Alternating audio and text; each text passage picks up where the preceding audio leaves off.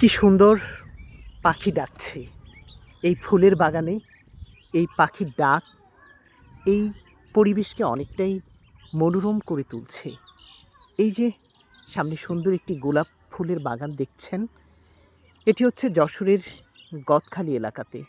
এটি একটি পার্ক। এই পার্কের ভেতরেই বাণিজ্যিকভাবে এই ফুলের চাষ করা হয়েছে। প্রতিদিন অসংখ্য মানুষ এখানে ঘুরতে আসে, সময় পার করে।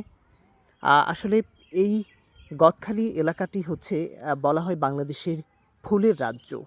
অনেকটা সময় আজকে এই গদখালি এলাকাতে ঘুরেছি। এত ফুল চারপাশে। প্রত্যেকটি বাড়িতেই হচ্ছে বাণিজ্যিকভাবে ফুল চাষ করা হয়েছে। অসংখ্য মানুষের কর্মসংস্থান হয়েছে এই ফুলকে কেন্দ্র করে।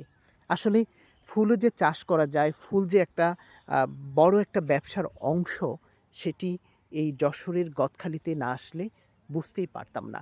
আমি আজকে ভ্যানে করে এই পুরো যশোরের গদখালি এলাকাটি ঘুরেছি।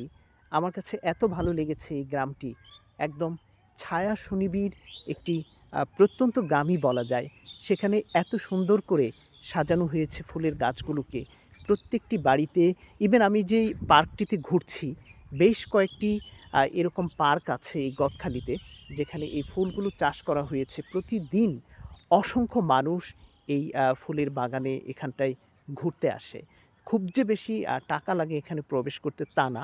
মাত্র ৳৫০ য় আমি আজকে এই অনেকটা প্রায় ২-৩ ঘন্টা ধরে আজকে এই পার্কে ঘুরছি। অর্থাৎ প্রবেশ ফি মাত্র ৳৫০ নিয়েছে।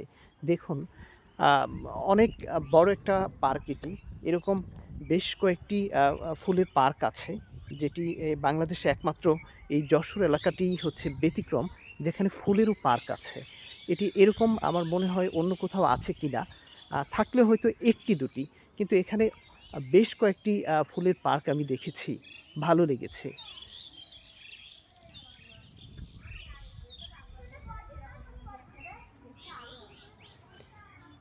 তো বন্ধুরা, আ আ অনেকটা সময় ধরে এই আ পাখির সৌন্দর্য উপভোগ করছিলাম এই পার্কের ভেতরে। এখন আ ভালো লাগছে না। অনেকটা সময় রৌদ্রের ভেতরে আছি। তাই চলে যাচ্ছি। আ আপনারাও এই আ ফুলের সৌন্দর্য নিতে যশোরের গদখালিতে বেড়াতে আসতে পারেন। ভালো লাগবে। বাহারি রকমের ফুল রয়েছে এই পার্কের ভেতরে।